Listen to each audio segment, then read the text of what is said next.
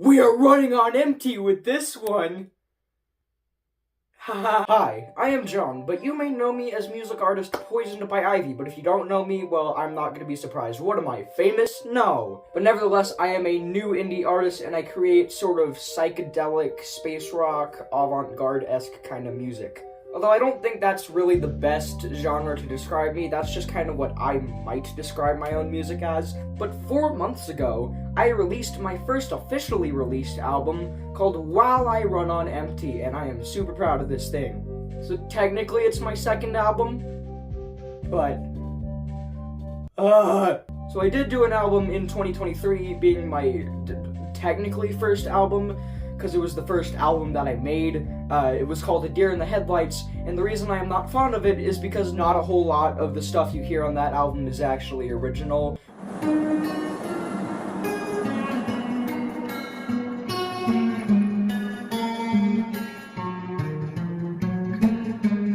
water really isn't that deep, especially if you're in a dried up ocean like me, but you're still sinking to the bottom.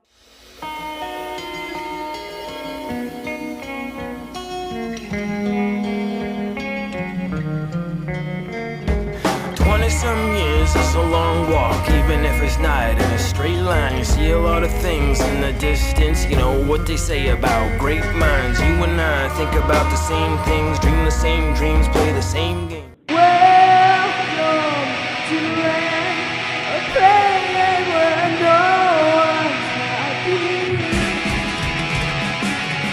Everyone is slowly dying.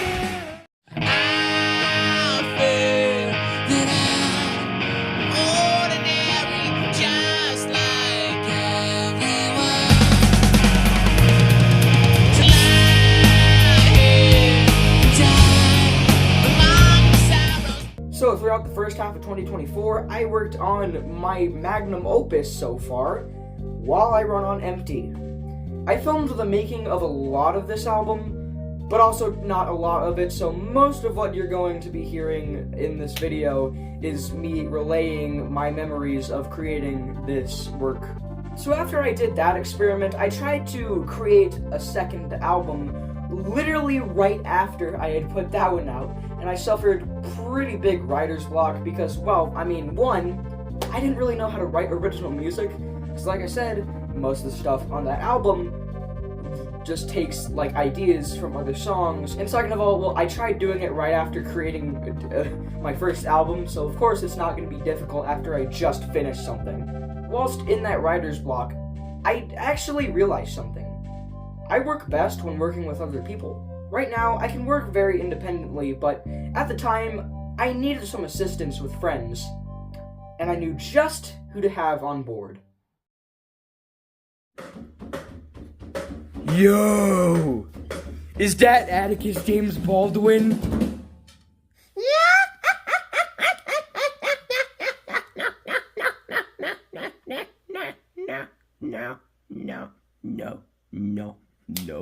No. This is Atticus. He's a longtime friend of mine that I met a couple years ago. Look how fast I can play with one hand. So one day, he came up to me and told me, hey, what if we made an album together? At the time, we had both gotten our bearings in recording music.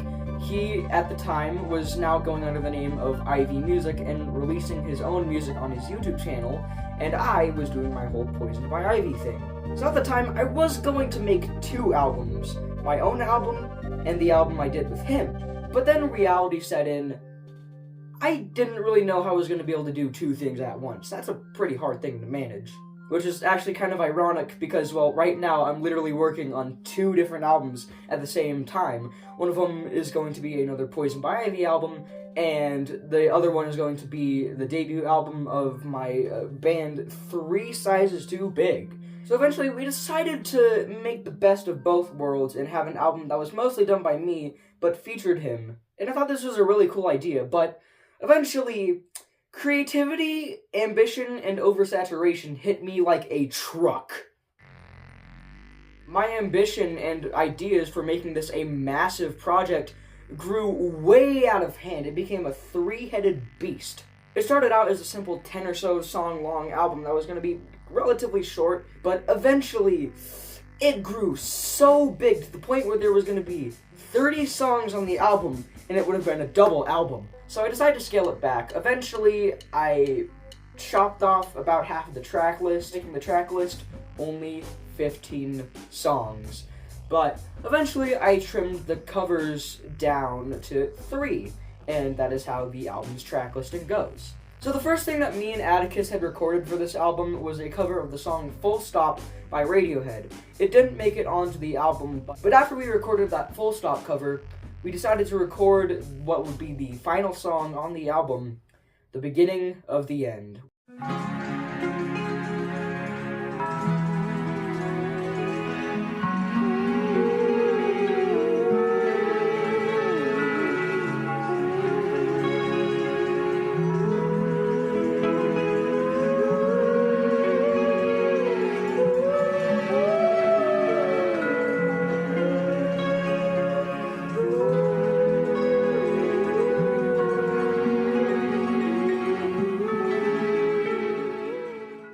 The song was originally going to have lyrics, but when I listened to the instrumental track, I thought, man, this is really good. I do not want to ruin it with vocals. I wanted the pretty guitar parts, keyboard textures, and the intricate bass and drum parts to be heard with no vocals to distract from it. I thought I was going to need a lot more help than just him, so I called on my good old friend, River. I'm gonna play Guitar Hero. I'm playing Guitar Hero, baby!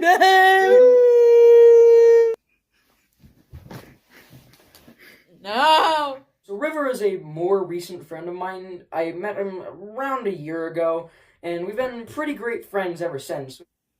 Is that a turtle wearing a top hat? That's a little bit strange. It does squish very well. Whoa! Did that turtle in a top hat just regenerate? That's crazy, bro. Oh my gore. Now, as you can see, I have turned into a mafia leader because this turtle would just... I don't even know what he did wrong. We've started our own bands together. Our first one was called Sleeping on the Floor, which we did for making really stupid parodies of songs. We did only 2 parodies, one of Radiohead's Creep, about a person who breaks their phone and has... it has a breakdown. And then the second one was of Smells Like Teen Spirit, which was about a person who gets stranded at a gas station because he's not able to afford gas, and his car is completely out of fuel. River is drums, bass, and vocals on the song.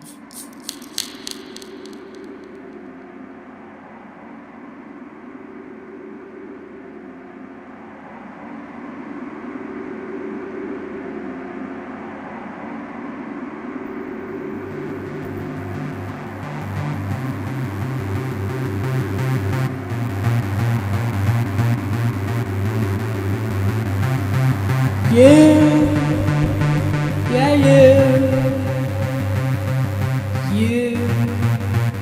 that's right.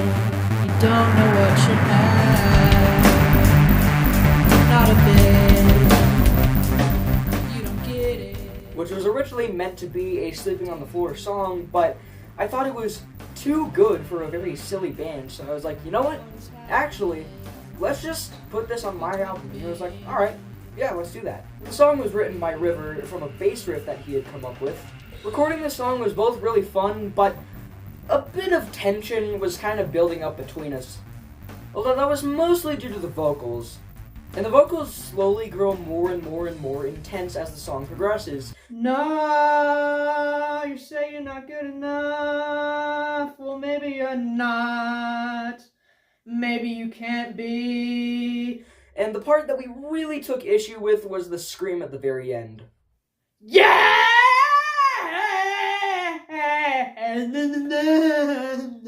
No, like. Okay, we can record that part separately. Yeah.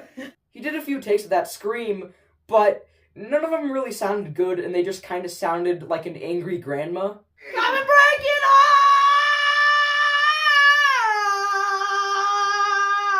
Yeah! Yeah! That's what I thought!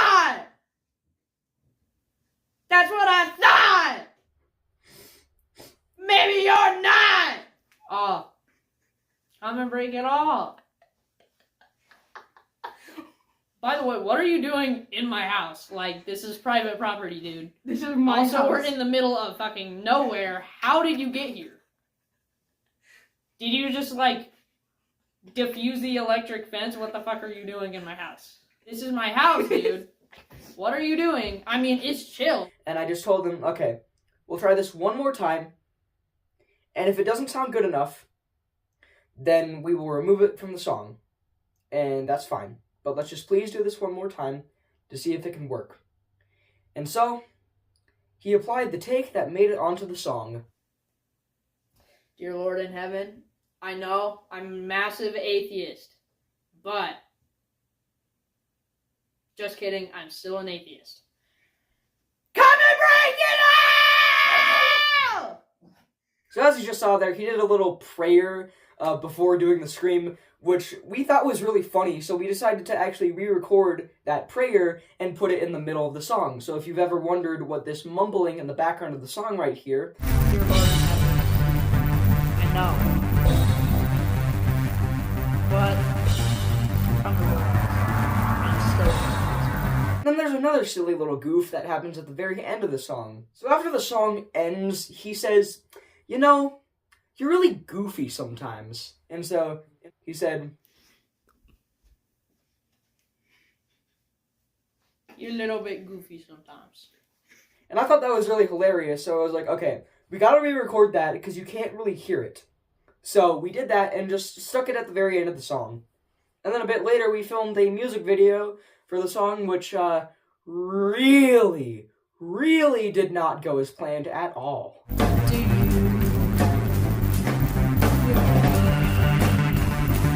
What has happened? And the whole space part, I had a great idea for the second song on the album, titled Sick and Tired, otherwise known as Without a Fight.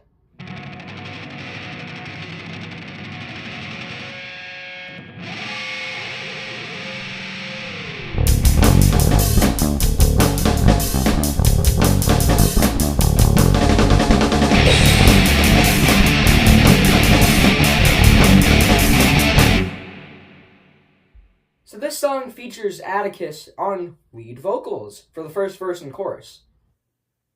I'm sick of all of us over the rainbow. Sick of being tired and finding out what I don't know. Sick of all of you who have it wrong.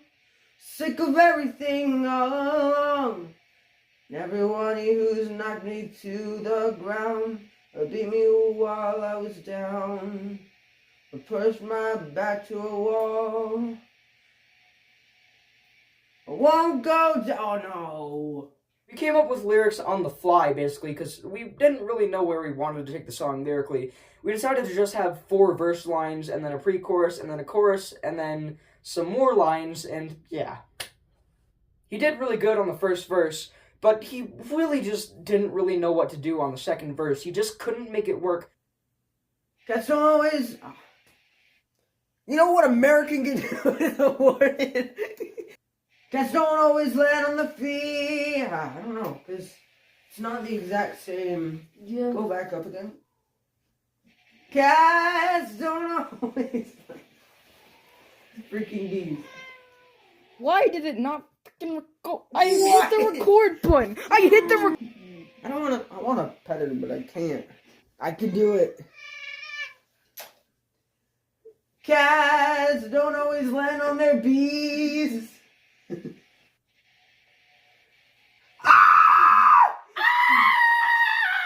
Okay, you know what? So I decided, okay, you know what?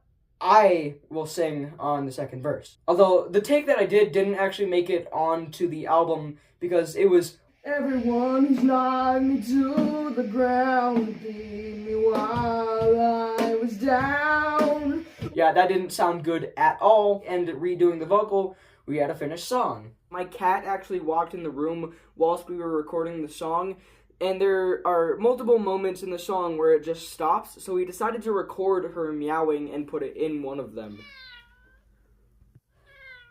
There's also another silly little goof. After the second chorus, you can hear some screaming.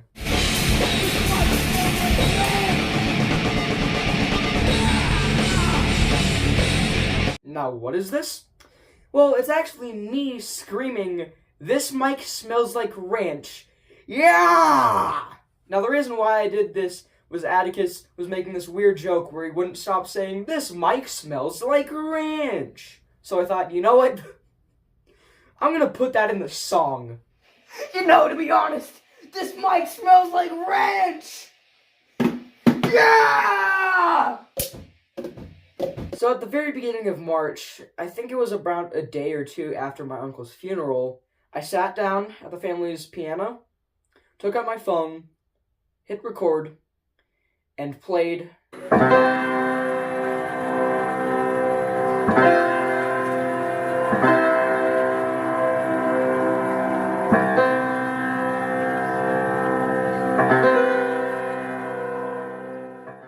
I originally meant for it to be a demo. The song is just the sound of rain and me on the piano playing some just very random, directionless piano parts until around the very end when the song eventually starts to pick up into more of a normal track, becoming a sort of psychedelic, dreamy piano ballad-esque section which lasts for about half a minute until finally settling down and ending.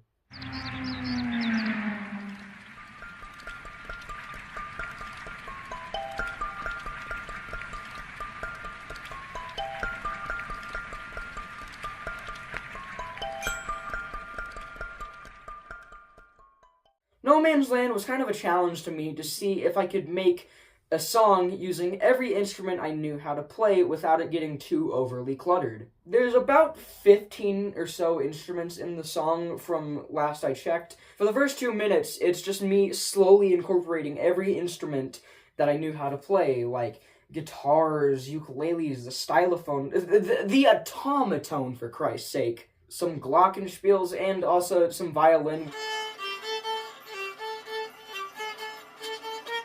which I was very new to playing at the time, so, you know, it sounds very not good.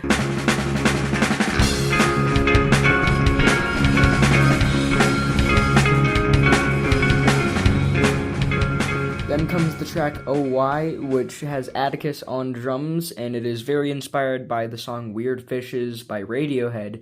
And in the intro, it samples voice notes by my Uncle Nano. So they couldn't find the exact pathogen yet in any of the, no cultures have grown from the samples. So they're sending it to like some special lab on the East Coast. Egg. I just had eggs. Autocorrect. Everything I type is from thumb. So I was fucking mistyped, and it looks like I'm always fucked up. A little silly. A little silly Billy Gilly. Willy-nilly. Ooh, ooh. One, only one, there was me.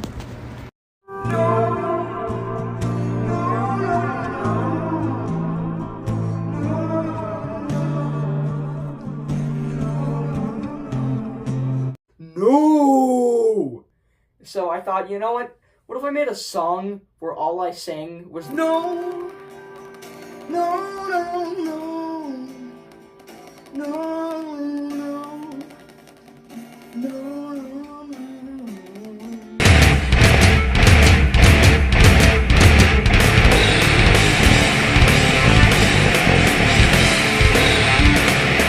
So one day I was talking to Atticus and I was like, hey, do you have any ideas for songs that could go on my album? And he said, I have one idea, and I don't know if it would really fit very well, though. It's like a prog metal song. And I thought, actually, that's a really good idea. Because the 7th song on my album was meant to be a very heavy song, but I just couldn't really get it right. Nothing really sit well with me. So he proposed 2 different guitar riff ideas, one for the verse, and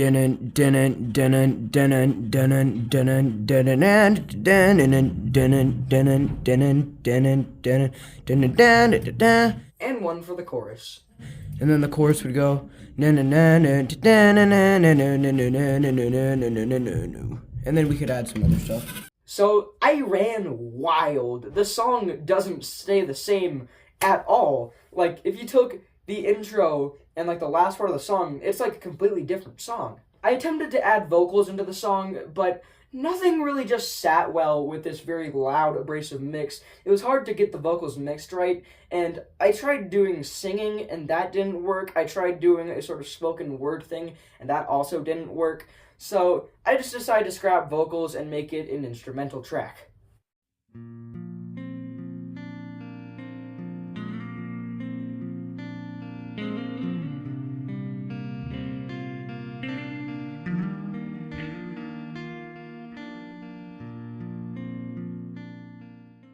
Mayonnaise is a fan favorite song by the Smashing Pumpkins. It's one of my personal favorites. It's one of the most beautiful songs ever recorded. And so I felt like, you know what? I want to do this song because I really think this is a very beautiful song. Something that I don't think I've ever heard anyone point out about me doing covers of songs is I try and make them as accurate as possible. Like, I try and get almost everything exactly as it was in the studio version of the song, because I respect people who change songs up when they cover them. I think that's really great to do that, but I just don't like doing that myself. So I tried to match basically everything. When the distortion kicks in,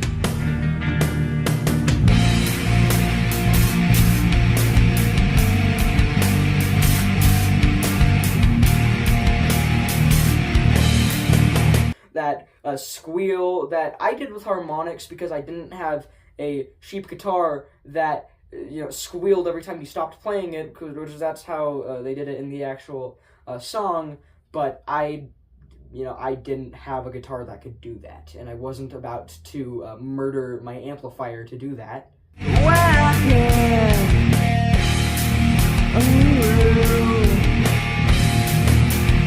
So after Mayonnaise comes He Who Wants More Gets Stoned, which we already talked about. I acquired an orange Shasta plus vitamin C. The fuck is that? Did Eric Cartman just come in?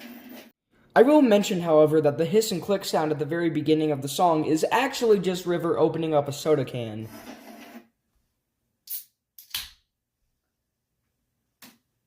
Maybe we should start the song like that. And say it's a metaphor because you're opening a can of hate or something. I don't know. Like some shit that a dude, like a random dude at a concert would tell you out of nowhere. He'd be like, hey, did you hear that at the beginning of the song? That's a metaphor because you're opening a can of hate. Dear God, that's amazing. And then comes the song, Spoke Then Are Not the Rhyme. The name of this song comes from a comment transcribing the lyrics of the song Unkind by Pause for the Cause, but they're not the official lyrics. It's just what the person thought the lyrics were, and the line, it's more than another rhyme, he transcribed as Spoke Then Are Not the Rhyme, which I thought sounded very cool. The song starts off with sampled dialogue from the film The Mustachioed Bandit Meets His End. I thought they would put you in jail. This one features another guest person, but it isn't Atticus and it's not River. It is...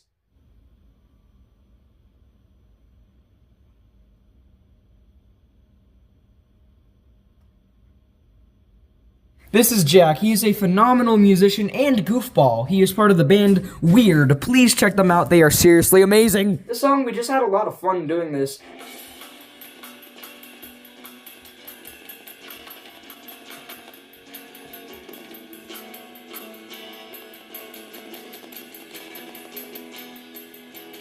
Out of all the ideas for the original songs in the album, this is one of the longest that I had, of having this B minor epic, almost sort of proggy song that just keeps kind of switching up, and it has a very loud, but still like catchy, almost pop viable chorus. And that's basically how the entire song went. Pretty much exactly to a T how I wanted the original song. The only thing that didn't really happen was I was originally going to have many different people singing different lines, but eventually I just had it be me and Jack. He sang one lead vocal part in the verse, and then on the pre-choruses, we harmonize. I managed start to realize not one, my bad. I managed start to out of sight. No time lasted in your mind. The highlight of the song is, of course, the dual guitar solo at the very end of this song.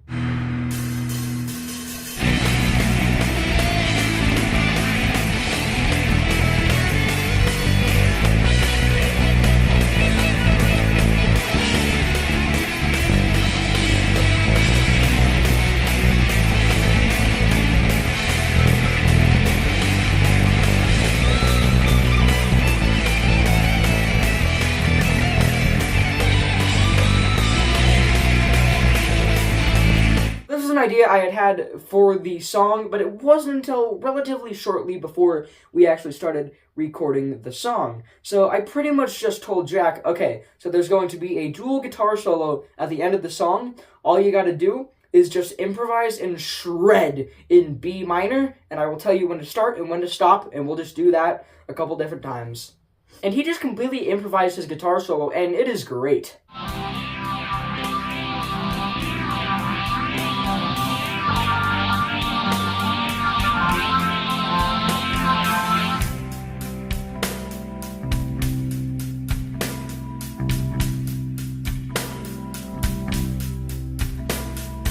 This was a song that I almost didn't really think of covering on the album because Melancholy in the Infinite Sadness has so many amazing songs that I really wanted to cover besides this one. The main one being Porcelina of the Vast Oceans, which is my favorite Smashing Pumpkins song of all time. And Melancholy in the Infinite Sadness is one of my two favorite albums of all time, which is why I wanted to cover songs off the album. But I decided to choose By Starlight because I thought, you know what, that's a really beautiful, pretty, sad song. So, you know what, I might as well do it. And I am so glad I did it because there's just no song like this. It's just such a beautiful, uplifting, yet just so sad, mournful, emotional song. Especially with the ending falsetto at the very end of the song.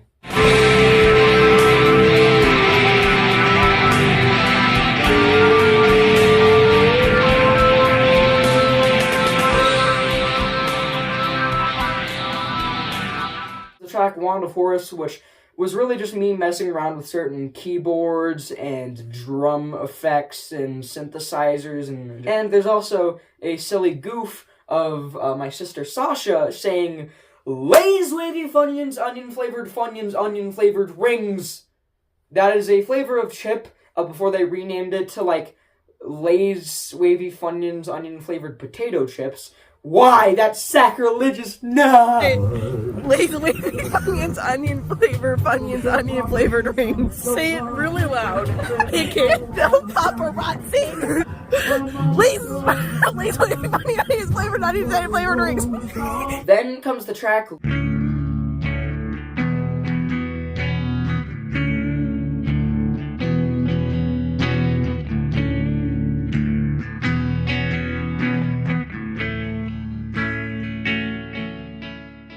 It's perfect where it's placed because it sounds like the thing is about to come to a close.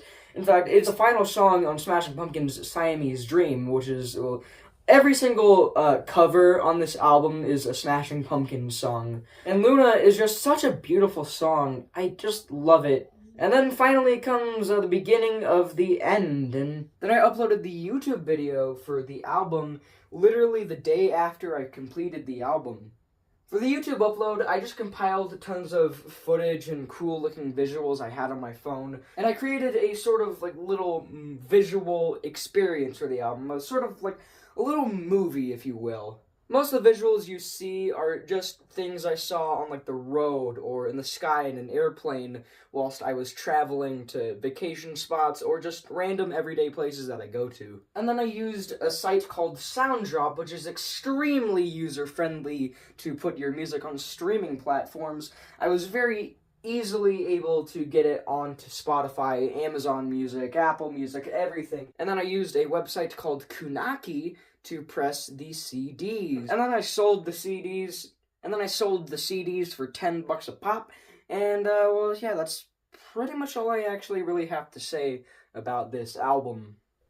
Thank you to everyone for watching this video, listening to the album, sharing your thoughts on the album, and remember, limited time flavored Lay's wavy Funyuns, onion flavored rings.